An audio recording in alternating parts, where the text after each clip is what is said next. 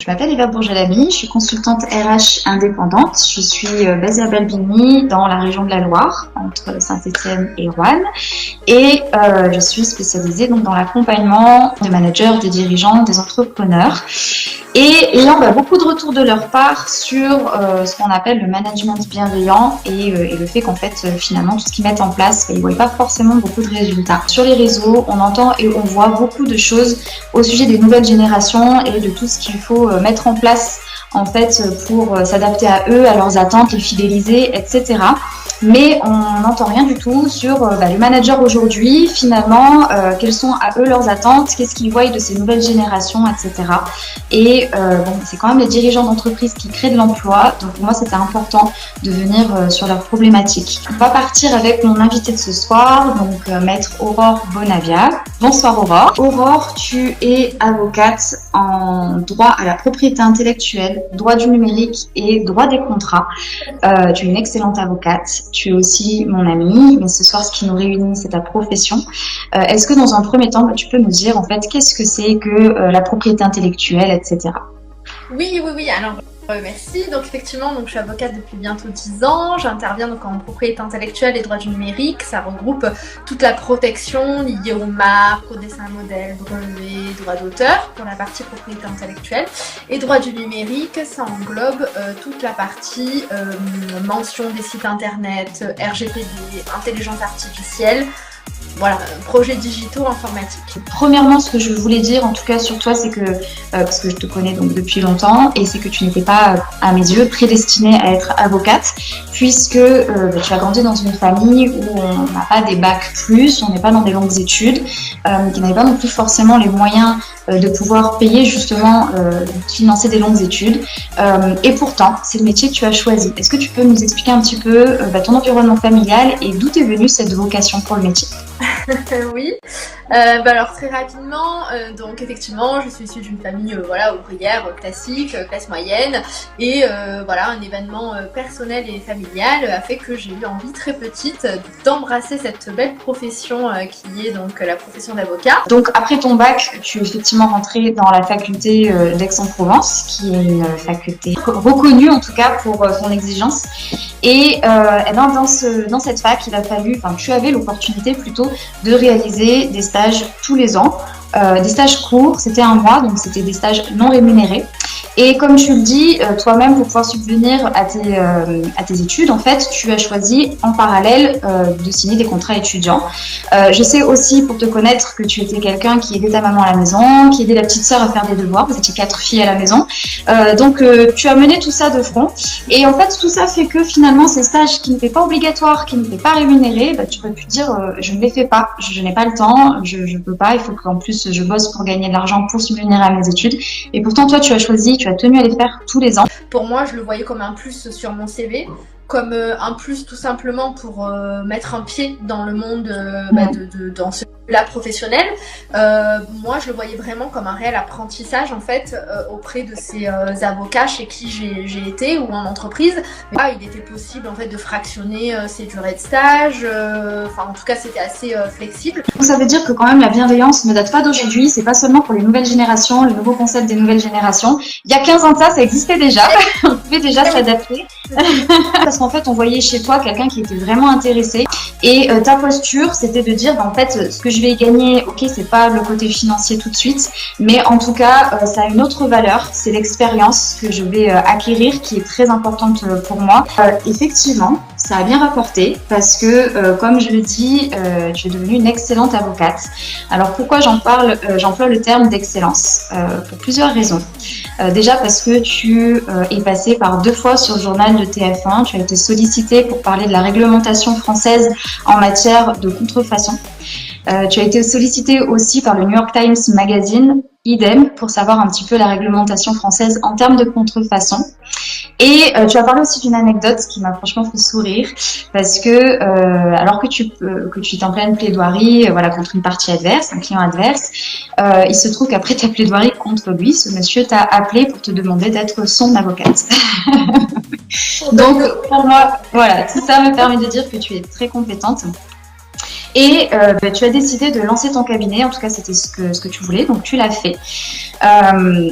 ça a fonctionné. Et il y a eu un moment donné où tu te dis, je vais embaucher. Alors, moi, ma question, c'est quand est-ce qu'en fait, à quel moment on est quelqu'un qui lance son business, qui prend le risque de le faire, qui prend, voilà, qui a une vraie charge mentale là-dedans, qui met son énergie, son temps, et à un moment donné qui se dit, non, là, il faut que j'embauche. Et comment ça s'est passé pour toi? Quelle décision tu as prise à ce moment-là?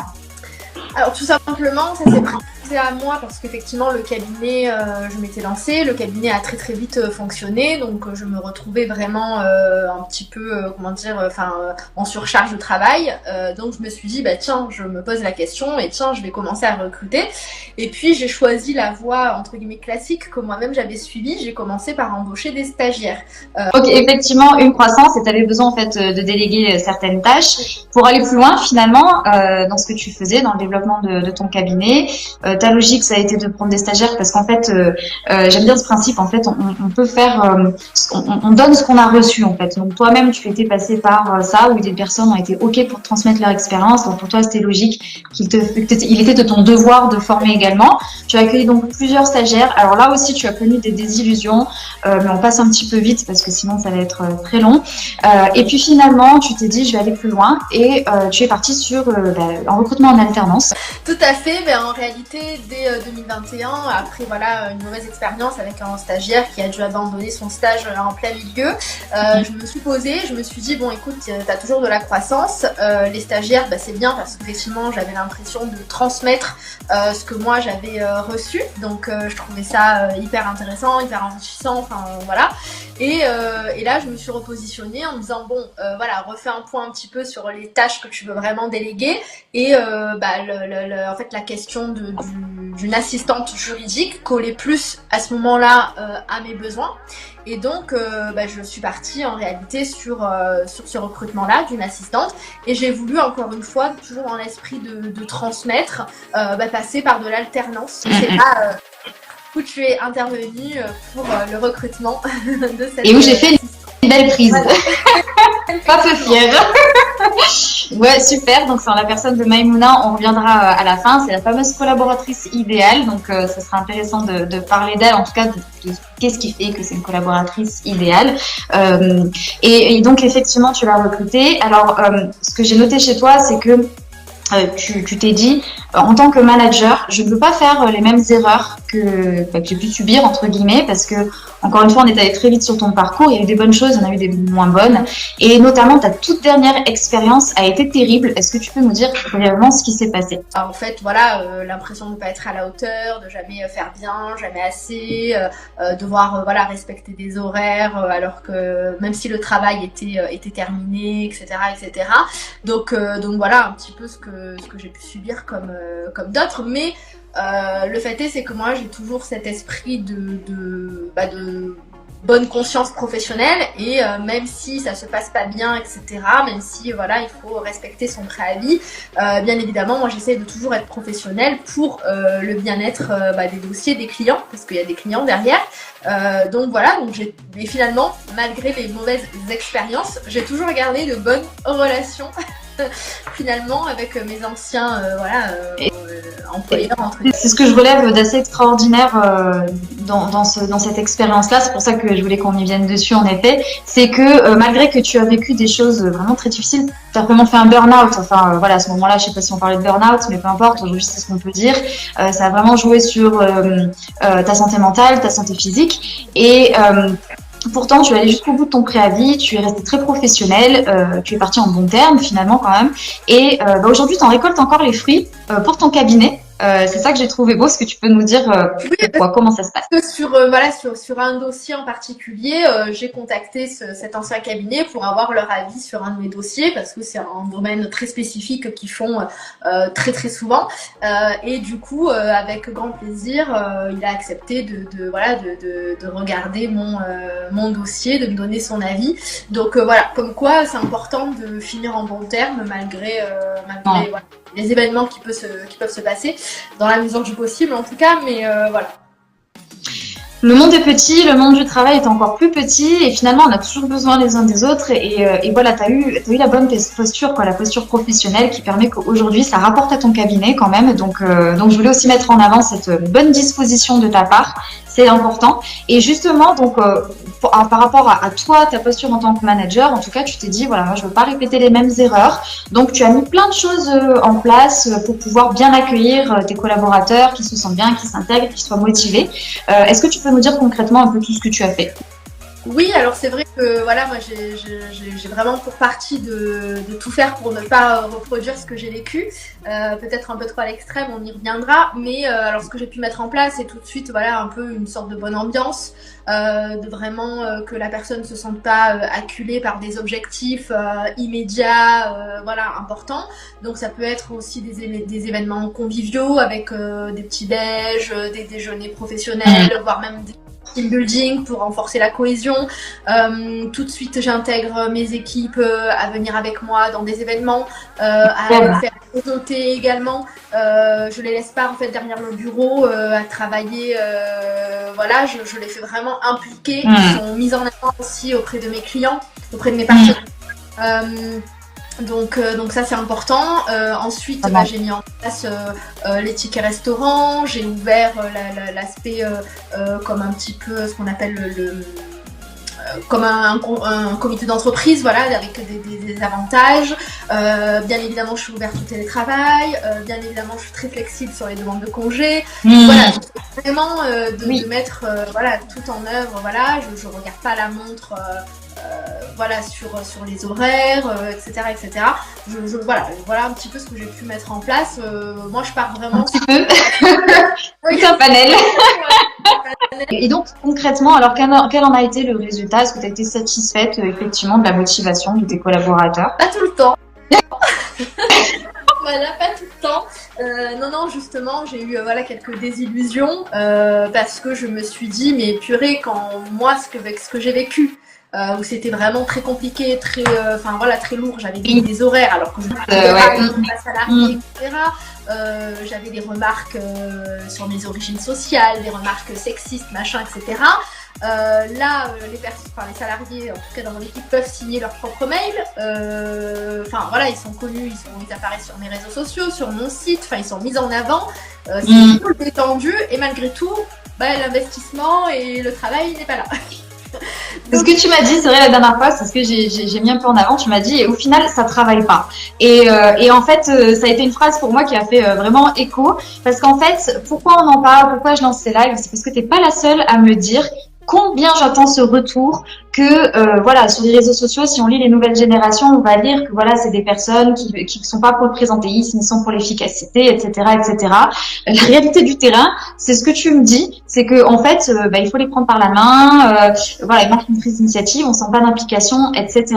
Je vois beaucoup d'entrepreneurs comme toi qui me disent, finalement, je vais faire sans, je préfère encore être seule, mais au moins gérer ma charge de travail, etc. Même si je fais beaucoup d'heures, par exemple, mais gérer plutôt que de prendre quelqu'un qui va finalement être plus une charge mentale pour moi que plutôt quelqu'un qui va me décharger. Moi, personnellement, ça fait 1 an que je suis entrepreneuse à temps plein. Honnêtement, tout ce que j'entends de la part des dirigeants d'entreprise, c'est surtout Eva, tant que tu peux faire en étant seule, reste seule. donc pour moi, c'est alarmant, quoi, parce que encore une fois, je trouve qu'il y a un gros gap entre ce qu'on peut entendre et lire sur les réseaux, sur les nouvelles générations et la réalité. Alors quand je dis nouvelle génération, attention, je nous mets dedans, nous la génération Y, en tout cas fin de la génération Y, parce qu'on est en train de parler de personnes qui ont même plus de 30 ans, qui ont même notre âge et qui pourtant, en fait, on sent que ça manque d'implication, qu'il faut quand même toujours les relancer, qu'il faut beaucoup être derrière, malgré tout ce qu'on met en place pour les motiver, pour les fidéliser. Donc pour moi, c'était vraiment une alerte de pouvoir donner cet autre point de vue que ce qu'on peut entendre et lire jusqu'à maintenant. Et que vraiment, dans ce discours en fait qu'on a, parce que c'est souvent mes homologues RH qui vont parler de la posture des managers aujourd'hui. Il faut absolument qu'ils s'adaptent aux nouvelles générations. Mais malheureusement, je trouve qu'on est en train de décourager les managers, les entrepreneurs d'aujourd'hui qui en fait, eux, ils écoutent les conseils qu'on leur donne pour développer la marque employeur, pour être attractif, pour fidéliser. Et en fait, il n'y a pas le résultat et qui en viennent même à me dire c'est bon, le management, j'en ai marre, quoi. Et comme je disais tout à l'heure, je préfère faire sans finalement. Donc c'était un petit peu ma sonnette d'alarme. Et justement par rapport à toi, tout ce que tu as fait, et qui fait que finalement aujourd'hui tu t'en es déçu. C'était aussi de donner un petit peu des clés pour éviter ce genre de déception. Alors on en a parlé toutes les deux. C'est vrai que toi tu as procédé, alors mis à part le recrutement que je t'ai fait, tu as procédé plutôt par toi-même à plusieurs reprises, etc. Je trouve ça très bien. Il n'y a pas de souci pour que des entrepreneurs soient autonomes dans leur recrutement, s'ils peuvent le faire, il n'y a pas de problème. Moi ce que je conseille tout de même, c'est de pouvoir se former un minimum. On a assez aujourd'hui de consultants et de formateurs experts dans le métier RH, recrutement, etc. pour pouvoir avoir des clés en fait pour sécuriser au maximum vos recrutements. Ça c'est une première chose. Une deuxième chose dont on a parlé aussi beaucoup toi et moi, c'est de repérer un petit peu plus rapidement les signes d'un manque de professionnalisme, d'un manque d'implication dans la période d'essai, parce que c'est vrai que les managers aujourd'hui, avec tout ce qu'on entend, ils ont tendance à beaucoup se remettre en question eux et à se dire c'est peut-être moi qui l'ai pas assez accompagné, c'est peut-être moi qui n'ai pas assez communiqué, c'est peut-être moi, voilà, etc. Et donc vous laissez un peu entre guillemets traîner la période d'essai en vous disant bon il va y arriver, il va s'accrocher ou elle va y arriver, etc. Et finalement le temps passe et finalement vous en payez les frais. Donc moi vraiment ce que je préconise en tout cas c'est de mettre en place un suivi pendant la période d'essai sur tout ce qui est savoir-être en fait pour pouvoir mesurer l'implication, la conscience professionnelle en fait du collaborateur. Donc c'est-à-dire est-ce que c'est quelqu'un qui pose des questions, qui s'intéresse à l'activité, au métier, etc. Est-ce que c'est quelqu'un qui va de plus en plus prendre des initiatives ou est-ce qu'il faut constamment lui dire ce qu'il doit faire, qui va aussi rechercher des solutions en fait par lui-même. Est-ce que c'est quelqu'un qui apprécie aussi les feedbacks que vous faites parce que de temps en temps vous faites des points effectivement, donc est-ce que c'est quelqu'un qui apprécie que son manager lui fasse un retour sur son travail, lui donne des clés pour s'améliorer, ou est-ce que c'est quelqu'un qui est constamment en train de se justifier? Est-ce que je vois finalement les erreurs diminuer, celles dont on a parlé, ou est-ce que ces erreurs, malgré qu'on en ait parlé, malgré que j'ai donné des clés pour les corriger, je les vois se répéter. Et en fait, ces choses-là, dans la période d'essai, on va regarder s'il y a une évolution. Et si c'est pas le cas, voilà, stop, même pas besoin de renouveler la période d'essai en se disant bon, on va renouveler, on verra bien. Voilà, ça vous coûte d'embaucher, ça vous coûte cher, ça vous coûte du temps aussi, parce que pendant que je forme la personne au métier, je suis pas en train de développer. Donc voilà, faut aller un petit peu plus vite là-dedans. C'était ce que tu me disais. Tu me disais la prochaine fois, j'anticiperai un petit peu plus, voilà, parce qu'en plus toi, t'as 3 mois de période d'essai renouvelable une fois, ça peut aller jusqu'à 6 mois. Ça peut vraiment te coûter dans le temps. Donc c'était un peu la deuxième clé qu'on voulait donner ce soir ensemble. La troisième clé aussi qu'on a soulevée toutes les deux, c'est de pas tout donner d'un coup, parce que comme tu le disais, et tu n'es pas la seule, encore une fois, c'est pour ça que je fais ces remarques d'amélioration, ces axes d'amélioration, c'est que vous écoutez les bons conseils, voilà, de tous ceux qui veulent développer les marques employeurs. Donc effectivement, vous vous dites, il faut que je sois attractif. Donc je mets plein de choses en place pour que le collaborateur ait envie de venir chez moi et d'y rester. Mais la réalité, c'est que finalement, on se retrouve face à des collaborateurs qui de plus en plus prennent ça un peu pour des acquis, qui voient finalement l'employeur comme un parent nourricier, qui doit tout lui donner, que c'est normal. Et en fait, vous après, vous avez plus de levier pour motiver ces personnes. Donc c'est vraiment quand on peut, de donner petit à petit au fur et à mesure de l'implication de la personne. C'est vraiment d'avoir un discours de dire j'ai besoin que tu me montres que voilà, tu t'impliques dans mon activité et pour que tu puisses toi aussi en retour bénéficier, en fait être au bénéfice du développement de l'activité. C'était les 3 points qu'on avait soulevés ensemble. On a évoqué là maintenant tout ce qui faisait qui était compliqué, qui a fait que tu n'as pas pu garder. Mais il y en a une que tu as gardée, avec qui ça se passe toujours très bien. Et donc, pour aider justement un peu les personnes qui réfléchissent un peu aussi à leur posture en tant que collaborateur, ou les candidats aussi, qu'est-ce qui fait que finalement je pourrais me démarquer, ou je vais pouvoir apporter quelque chose dans l'entreprise. Finalement, toi en tant qu'employeur, qu'est-ce qui a fait que cette collaboratrice, elle est importante pour toi aujourd'hui, pour ton cabinet, concrètement? Alors, concrètement, parce que c'est un élément clé effectivement du cabinet sur les missions que je lui ai déléguées. Donc c'est vraiment toute la partie administrative du cabinet, le suivi des dossiers. Donc elle me permet vraiment de me concentrer sur moi, mon cœur de métier et le droit. Donc voilà, le fond des dossiers. Et ce qui fait, je pense, la relation qu'elle fonctionne. Alors déjà, je pense que la relation de confiance s'est construite au fil du temps. Mais surtout parce qu'elle a cette conscience professionnelle que je recherche moi, qui en fait finalement me ressemble un petit peu parce que j'ai l'impression de me voir quand j'étais stagiaire puis collaboratrice, où elle est vraiment impliquée dans le cabinet. C'est vraiment, elle a compris en fait que elle contribue à la croissance du cabinet.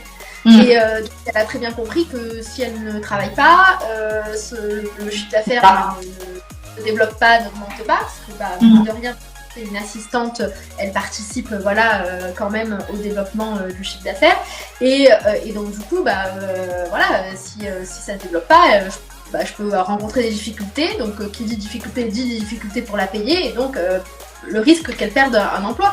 Donc vraiment, je pense que la clé, c'est vraiment ce côté de conscience professionnelle, de curiosité. Vraiment, parce que il faut pas se contenter, pour moi, n'importe quel métier, mais alors ça, je prône. La curiosité, c'est vraiment l'élément clé. Si la personne, elle a envie d'apprendre, elle pose des questions, elle s'intéresse et elle attend pas que ça tombe sous son nez, en fait, ça marchera. Mais à partir du moment où la personne, elle a envie de se former, elle a envie d'apprendre, et là, c'est ce que je fais aussi avec elle, c'est que je lui paye des formations. Donc voilà, pour qu'elle puisse monter en compétences, et j'espère un jour qu'elle arrivera à être juriste et plus assistante. Donc voilà, à partir du moment où il y a cette envie d'apprendre, et puis après toutes les choses que j'ai mises en place, que j'ai dit précédemment, bien évidemment qu'elle en profite, et du coup je pense que c'est un petit peu ça la clé, quoi, c'est donnant pour moi. Tout à fait. C'est très spontané, finalement, comme toi-même, tu as connu ça, où il y a des personnes qui ont voulu t'arranger parce qu'elles voyaient chez toi quelqu'un qui avait vraiment de l'intérêt pour la profession. Toi aussi, spontanément, quand tu vois que ta collaboratrice, elle contribue, comme tu dis, au succès de ton cabinet, forcément, tu as envie de la récompenser. C'est naturel, c'est spontané.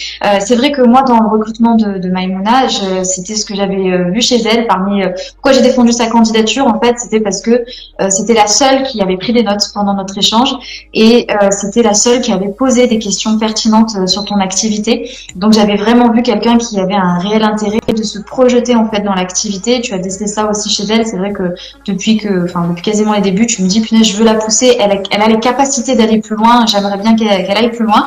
Et voilà, tu mets tout en œuvre pour qu'elle puisse atteindre ces objectifs-là si elle le souhaite. Donc c'est super. C'est une belle collaboration. Et c'est vrai que ce que tu me disais aussi, c'est que finalement tu ne ressens pas le coût de cette personne-là, parce que ton cabinet peut se développer grâce à elle. Elle te décharge réellement, quoi. Donc c'est ce qui fait que tu lui fais plaisir derrière.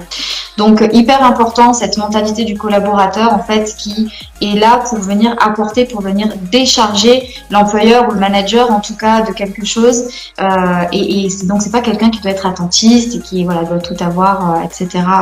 aisément, mais c'est quelqu'un qui doit donner pour pouvoir recevoir en fait en retour. Donc merci beaucoup Aurore pour tout ce partage, toute cette expérience qui pour moi était très riche, et c'était vraiment un plaisir de pouvoir préparer tout ça avec toi. La prochaine fois, je vais accueillir Alexis Bourdier, donc qui est capitaine de caserne, qui lui va nous parler de sa posture en tant que manager, toujours pour allier bienveillance et exigence, qui est vraiment mon credo pour moi. On a parlé du management bienveillant, on se rend compte qu'il y a un moment donné, il manque quelque chose, il faut qu'il y ait de l'exigence aussi en face.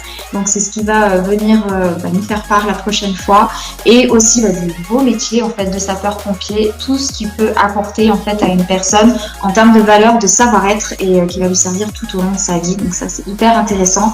Moi quand je forme les jeunes, je leur dis mettez sur vos CV, mettez en valeur ce dans quoi vous vous êtes impliqué en termes d'association, de loisirs, etc. Vous avez peut-être géré des équipes de basket et tout ça, ça développe des compétences. Et vraiment, ce métier-là développe énormément de choses qui sont riches. Donc, comme tu le disais un peu aussi, Aurore, hein, toi au début, quand tu t'es joint à un cabinet d'avocats, tu savais que c'est pas toi qui allais apporter quelque chose, mais que ça allait beaucoup t'apporter pour la suite. Donc voilà, c'est la même chose, c'est une expérience qui est très riche. Donc ça sera la prochaine fois le jeudi 24 avril à 20h et il faut que la technique fonctionne bien la prochaine fois. Merci beaucoup en tout cas Aurore pour avoir passé ce temps avec moi parce que tu m'as écrit en début de journée en disant je sais pas comment je vais faire, j'ai pas de choses à faire. Merci énormément et puis à très vite en tout cas pour le prochain live. À très vite.